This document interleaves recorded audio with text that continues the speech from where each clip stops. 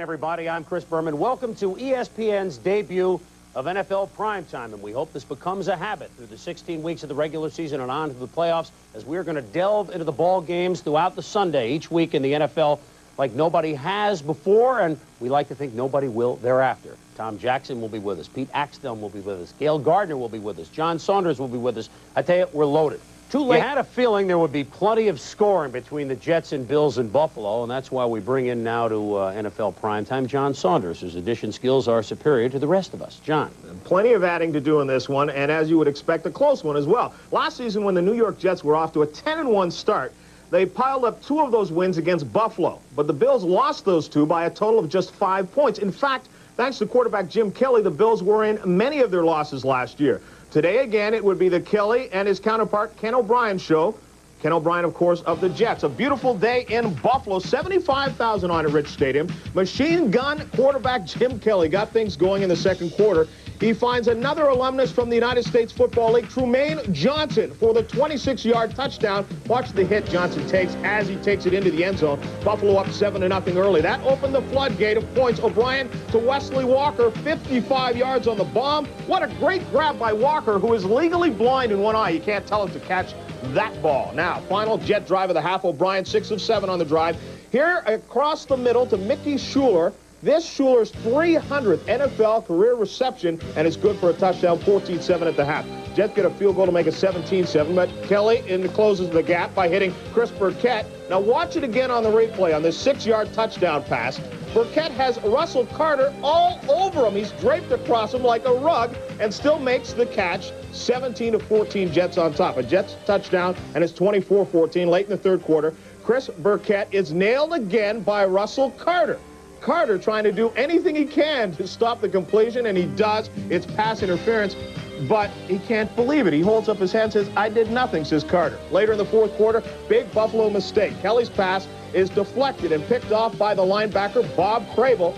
He carries this one down to the 4-yard line as he has Jim Kelly, the quarterback, making the tackle, getting it down to the 4. And here's the clincher. Johnny Hector, who had 2 touchdowns on the day, goes over the top, does break the plane, gets it in the end zone, 31-28. That is the 7th consecutive time that the New York Jets have beaten the Buffalo Bills, although the last 3 times it's been very close. Ken O'Brien of the Jets, 24 of 35 for 276 yards and the 2 touchdowns. Johnny Hector, you saw 2 touchdowns on the ground. Jim Kelly, another good day. 25 of 42, 305 yards, and 3 touchdowns. Now, the Bills have just 1 win in their last 20 games against playoff teams. So as you can see, Buffalo and Jim Kelly cannot do it by themselves. Let's go back to Chris and to Tom.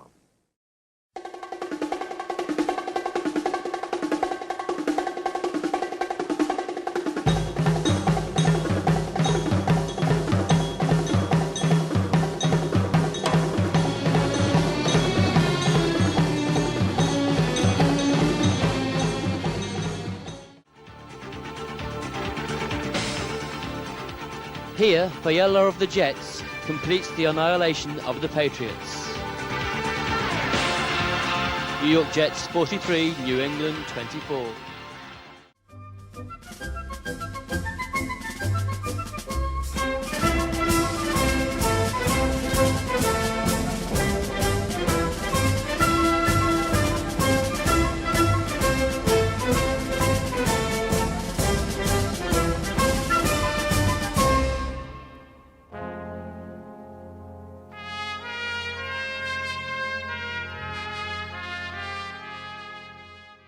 Now the Interconference, New York Jets versus Dallas Cowboys. Dallas quarterback Kevin Sweeney leading the Cowboys to a convincing win against the Jets, tying them for first place in the NFC East. New York Jets 24, Dallas Cowboys 38.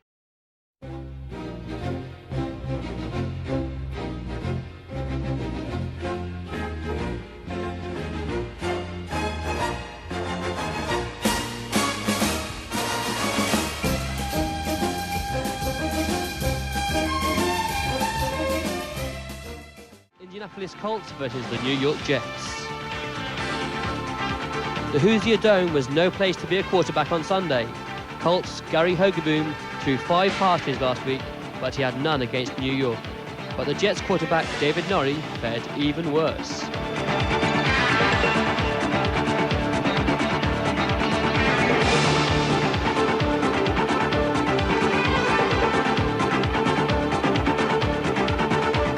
Indianapolis Colts 6, New York Jets 0.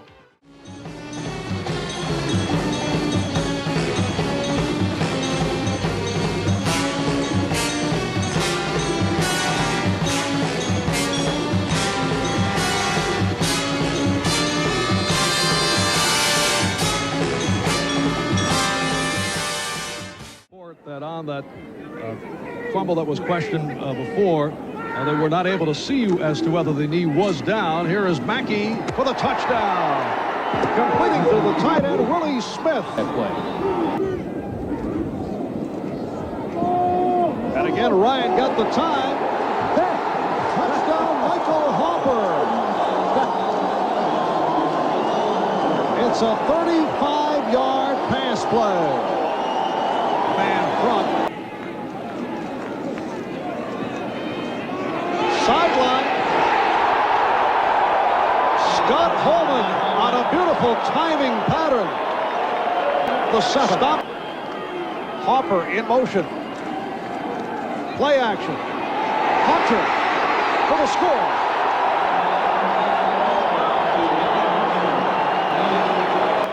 With 2 minutes, 26 seconds left in this first half, the Jets are now in front.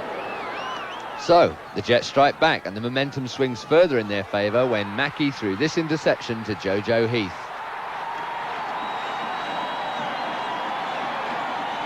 His return set up Pat Ragusa, who made a 34-yarder to increase the Jets' lead to 7 at half-time. Dolphins just inside the Jet 24-yard line. Dolphins have won 9 of the last 11 against the Jets. The last time they met, week 12 of last season, Miami won 45-3 as Dan Marino went wild. Nice play, David Lewis. And Isom in the backfield. And it's Mackey trying to sneak it in. The Dolphins indicating that they did score. And now the official indication, it is a Miami touchdown. At the start of the fourth quarter, the Jets got a lucky break when Trell Hooper fumbled this punt and John Chirico recovered for the Jets on Miami's 13.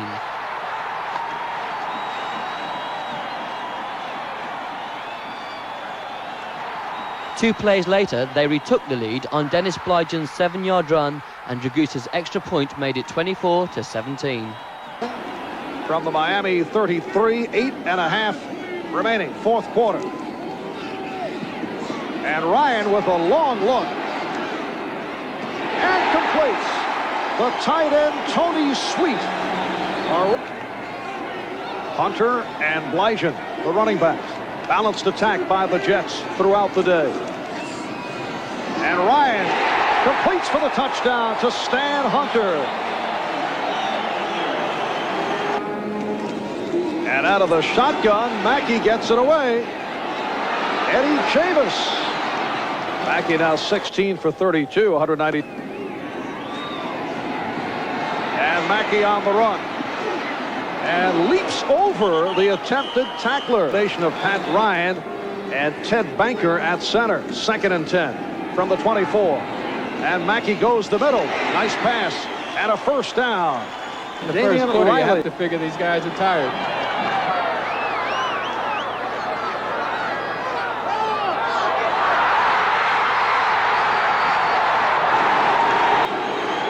Third down play. And Mackey on the run. Mackey has the first down. Well, apparently they have charged the timeout against the Jets.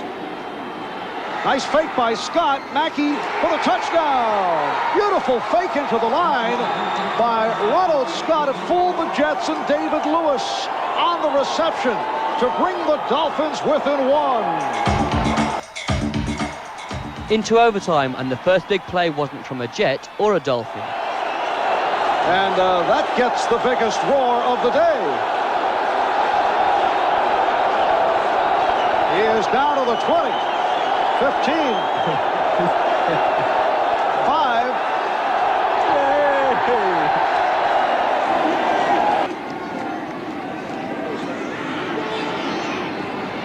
And it is picked off through the hands of Holman. Trell Hooper on the interception. So 1st and 20. And Mackey is picked off. Jim Haslett with the interception, and the Jets take it back. Joe making certain he gets his Miami t-shirts next time around. 2nd and 10, and it's picked off. Redekowski. Mackey in front of him. Redekowski stepped out.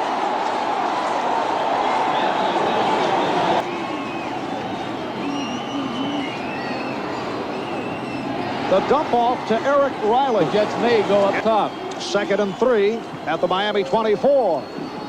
And they do go up top. Scott Holman. The last play, I don't believe they'll risk a pass again. Would you have gone for the field goal here on this 3rd down? Well, yes.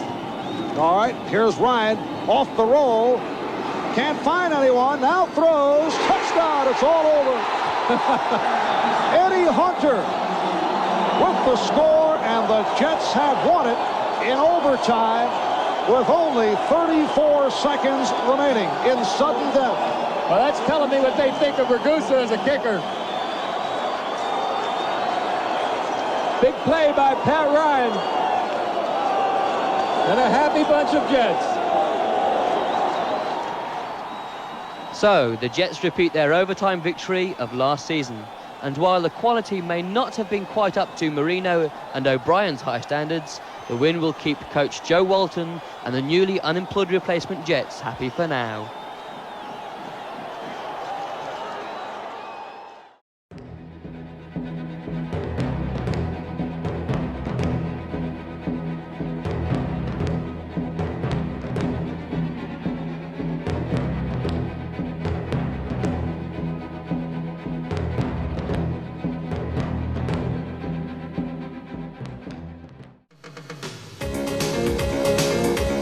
No one was happier to see the return of the regular Redskins than the RFK faithful. Their record string of consecutive full houses had been snapped by the strike, but a capacity crowd was on hand to watch a now healthy Jay Schrader pass the Redskins to an early 7-0 lead over the Jets. By the 4th quarter, however, the visiting New Yorkers had bolted to a 16-7 lead and threatened to pull off an upset. Such hopes were quickly dashed by the Redskin rush. Dave Butts, Darrell Grant, Monty Coleman, Mel Kaufman, and Neil Okowitz snuffed out any further Jet scoring opportunities with 7 sacks.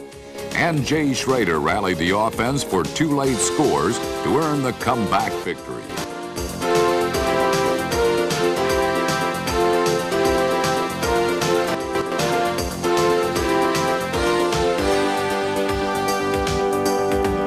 Less than a minute remaining, one play decided the contest.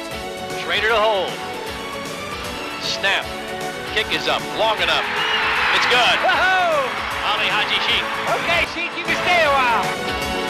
If the Redskin victory over the Jets was the closest of the season, Washington's next game at Buffalo was their most decisive win of 1987.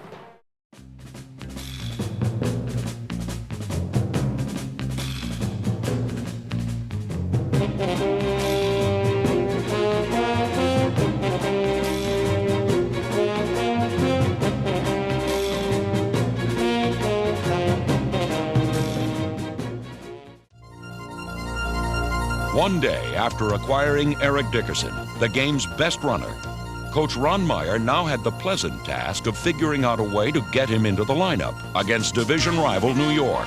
All right, we can run one play with him in there if it's anything other than a trap. If not, we go with Albert. I know it. Dick, if we're on the goal line about a second and 2 from the 2, I'll go Charlie 40 or Charlie 50. You know that one, don't you? Dickerson looked more like Charlie Brown on his initial Colts scoring opportunity. Rest assured, it was only first game jitters. Okay, man, my fault. I should have put put you in that situation. That's bad. You all right? Yeah. Okay. The running back was more than all right.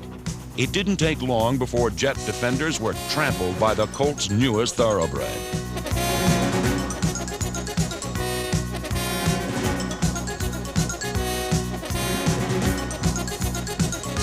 While Dickerson introduced himself to the New York defense, the Colts defense was busy making its own lasting impression.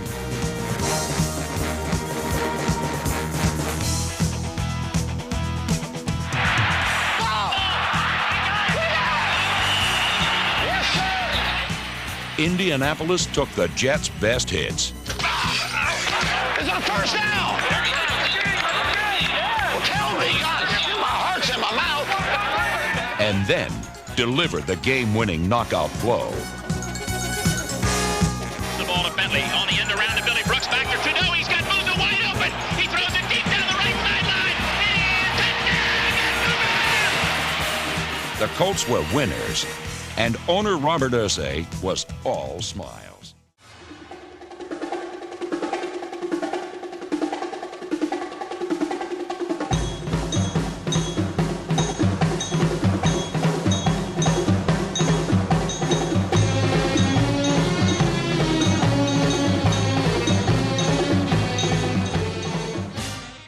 New York Jets versus the Seattle Seahawks.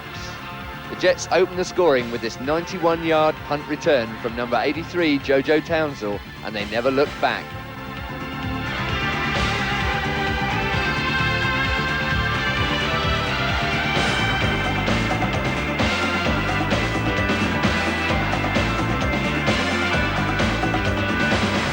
New York Jets 30, Seattle Seahawks 14.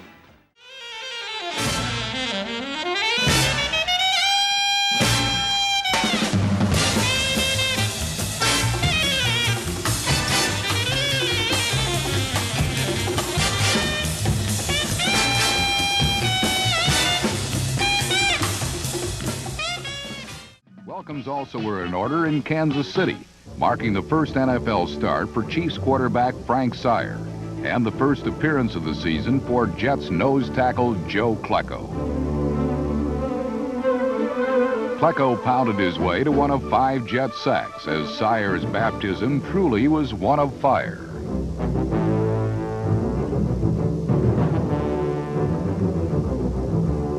Cornerback Carl Howard picked off 2 of the Jets' 3 interceptions, and while Sire may have felt very alone in his debut, New York quarterback Ken O'Brien found an old friend to help him out of a jam. Freeman McNeil was welcomed back to his starting job by rushing for 184 yards, and when O'Brien didn't go to his star running back, he always could turn to a stellar receiver. Al Toon's 18-yard scoring catch was the only touchdown in the rain-soaked 16-9 New York victory. The loss was a club record 8 straight for the Chiefs, while the 5-4 Jets again seemed to have their heads above water. Another team tied for last or first, depending on how you look at it, going into the day. The New York Jets, off their Monday night win over the Seahawks, they went into Kansas City to face a struggling Chiefs team that had lost 7 in a row and was starting Frank Sire at quarterback in the pouring rain. And it was a day for Noah, and the fans also came in twos. The Chiefs might have been better off to stay at home. First quarter, Frank Sire. Oh, look at this pass. It is raining, I understand, but yeah, that's an interception by Jerry Holmes, and New York turns that into a Pat Leahy field goal. But Kansas City's defense played well today also, with their excellent secondary watching the Jet receivers. Ken O'Brien, nimble foot, looking. Now, you're going to blame the sack on the offensive line? I can't believe he doesn't throw the ball away. You get that much time, you got to figure out a way to throw the ball away. Third quarter, 6-3 Chiefs lead. O'Brien scrambling, and this is a lateral, so it's a run by Freeman McNeil. 30 yards. He's out of the 5-yard line. And you think McNeil was upset being benched last week? I think he has responded to being benched. Yeah, 184 yards worth of response. 6-6 after that set up a Leahy field goal. Chiefs put together a drive on the next possession. But watch this. Herman Hurt's going to dribble it into the end zone, he hopes, but he is stopped at the 1-yard line. And then a 1-17 on 4th and goal from the 1. They're going to kick a field goal. Yeah, it gives them a 9-6 lead. But, I mean, who cares? You're 1-7. Lowry converts, it's 9-6. But that would hurt because the only touchdown of the day scored on the next possession. O'Brien to Altoon, makes the move on Kevin Ross, and it's an 18-yard touchdown. Leahy goes on with another field goal, and the Jets beat the Kansas City Chiefs by a score of 16-9. Kansas City now falls to 1-8. They've dropped 8 in a row. The Jets are at 5-4 and tied with the Colts, first place in the wacky AFC East.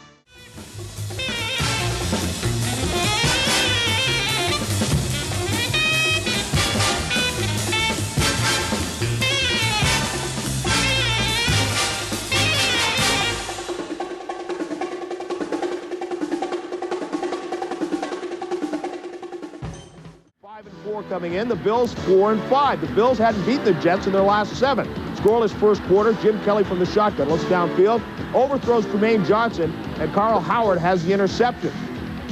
O'Brien then leads the Jets 79 yards on the drive as he looks for Mickey Schuler. Mickey Schuler picks up the pass and then goes 32 yards. Watch him follow Kurt Zone into the end zone here. Wait, let me pick up the block. Into the end zone for the touchdown, 7-0 Jets. Before the second quarter ends, the Bills capitalize on a 19-yard punt by Jennings.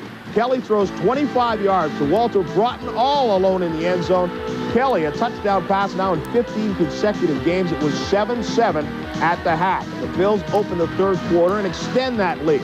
Rookie Jamie Mueller up and over for his 2-yard TD, his first in the NFL. The Bills' second rushing TD the entire season, 14-7 Bills. And the Bills' defense was tremendous. Darryl Talley and Bruce Smith combined on their second sack of the day. The Bills had 5 sacks for 33 yards. Jets running back Roger Vick leads outside. Linebacker Shane Conlon comes in and sticks him right there. Nowhere to move. Conlon had 10 tackles today. Third quarter comes to an end. The Bills' Scott Norwood adds a 42-yard field goal, and the Bills are on top 17-7 very comfortably. Ken O'Brien, trying to lead his Chargers back, did not have good numbers, at least as far as the number of completions. This one is tipped by Cornelius Bennett and caught by Sohn, 17-14, but that's as close as they can get. That ends a 7-game losing streak to the Jets for the Buffalo Bills. 17-14 is the final. The Bills come up, so everybody 5-5 at that point. And Bills coach Marv Levy said the plan was simple. We had good pass.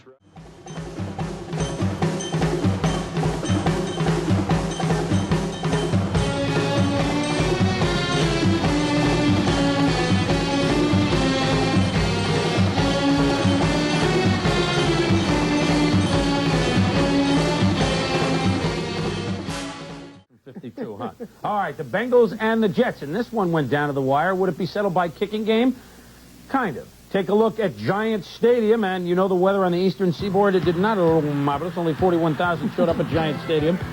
And in the first quarter for the Bengals and the Jets opening drive, Ken O'Brien to Freeman McNeil, who caught 7 balls for 79 yards, and look at him go to work. I think the key here is shows what a guy will do after he's been benched for a week. McNeil playing real well ever since he was on the bench for 1 week. That, by the way, the first touchdown the Jets have had in the first quarter all year. Jets leads 10-0 second quarter. Boomer Esiason rolling out. Boomer said he wants to get out of Cincinnati, but he was on the road. Nobody was booing, so he throws a touchdown to Eddie Brown, 17 yards. Brown, a key receiver in this ball game for the Bengals. The Jets, they'll come back before halftime. O'Brien, somebody finally finds Altoon, and I don't know why it's so hard to find him. I mean, he's about 8'2". This one goes 50 yards. Soon takes it all the way down to the 1-yard line, setting up a Johnny Hector blast, and the Jets lead 17-7 at the half. Third quarter, it is 17-10 Jets, and it's the Bengals on the move. Esiason from the 3 finds Eric Tatis for a 3-yard touchdown that ties it at 17. More trouble for the Jets when O'Brien is picked off by the venerable one, Louis Breeden, in the end zone, and Breeden goes, look at him go, 43 yards, and this stopped the Jets' drive. Turning point right here. This is an in-the-grass call, and this would-be touchdown by the Bengals is called a sack by Gastineau, Tom. I think there's got to be a review of this rule at the end of the year because, you know, too many quarterbacks are able to stay on their feet, and they should get touchdowns like this. So they only get a field goal. It's 20-17. Leahy kicks a field goal. It's 20-all. Jim Breach, field goal just after the 2-minute warning. It is blocked by Barry Bennett. Rich Maiano picks it up. He could. He should. He might. He does go all the way. Touchdown. The Jets. 67-yard blocked field goal attempt, and the Jets go on to beat the Bengals 27-20. Breach had missed a field goal, but the refs didn't see the 2-minute warning had stopped the clock. So what happens? They give him another shot at it, and they lose the game in the last 2 minutes on the blocked field goal. And so it continues to get worse for the Bengals, who are 3-8, and the Jets are 6-5. When we come back.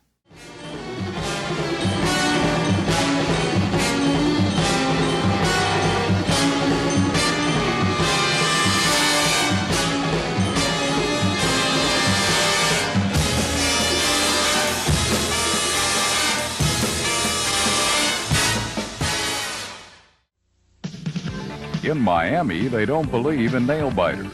The up-and-down Dolphins seem to either lose disastrously or win in big ways. Given the option Monday night, Troy Stratford made the obvious choice.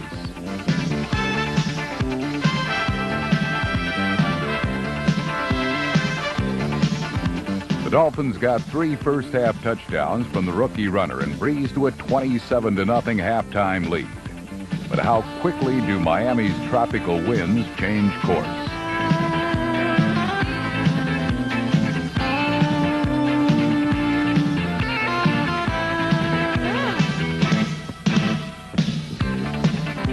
The New York Jets dig themselves so many holes, they're finally learning to climb out of them.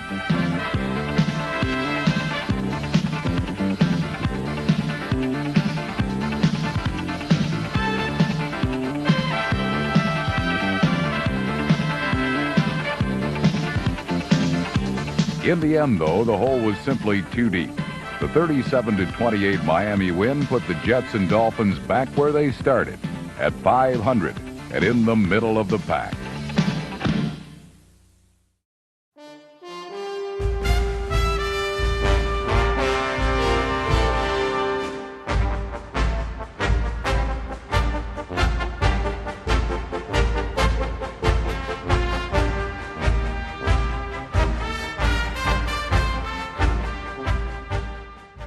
The New England Patriots are near the top of that mob at the top of the AFC East, and the reason today was simple. Steve Grogan, he ran the ball club today against the New York Jets. Grogan has missed the last 3 weeks with neck and shoulder problems, but historically, he has killed the Jets, and today was another chapter in that history. And speaking of history, it was Steve Nelson's last game for the Patriots at home. He was the only Patriot introduced in the pregame ceremony. Steve Grogan back at the helm to Cedric Jones.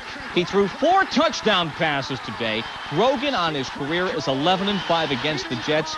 And 6 times against the Jets, he has thrown for 3 or more touchdowns, 11 of 18 in the air. And Steve Grogan on the ground.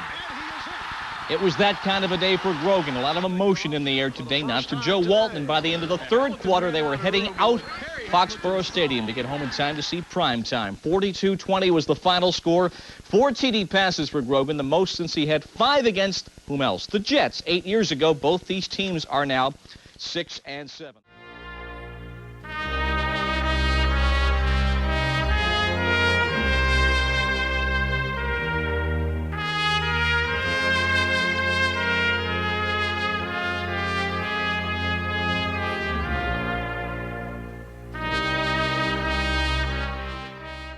New York Jets versus the Philadelphia Eagles. The Eagles' Randall Cunningham ending the Jets' slender playoff hopes with a fine display of passing.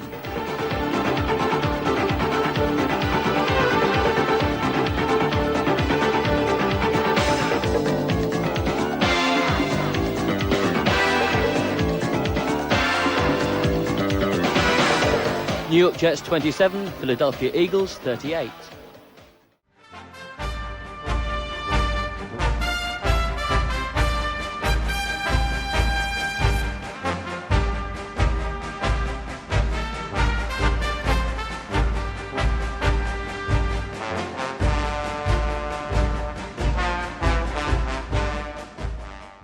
Jets fans obviously not happy to hear about what you just told us about Joe Walton, however, as they went into this game bragging about who was the toughest team in New York. Not much to brag about. The only question would be, which would be louder, the Giants fans cheering for the Giants or the Jets fans cheering for the Giants? They want to get rid of Joe Walton to the Jets fans. Giants Stadium, it's home of both teams, as you know. And another regular season meeting between the two, the 5th. Giants got a big game from Joe Morris, who gained 132 yards on 26 carries back to his old form, his first 100-yard game of the season. Third and goal from the 13. Phil Simms looking for the end zone, and he finds it. Mark Bavaro, what a catch into your living room. Touchdown, Bavaro. 6 for 109 rather, and 1 touchdown, 10-7 for the Giants.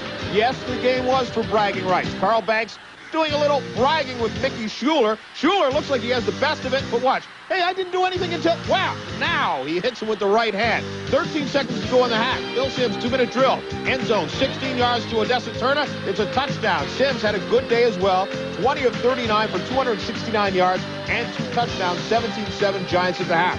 Veteran Giants tackle Brad Benson announced his retirement. He got the game ball and, yes, some Gatorade. Now, what type of a year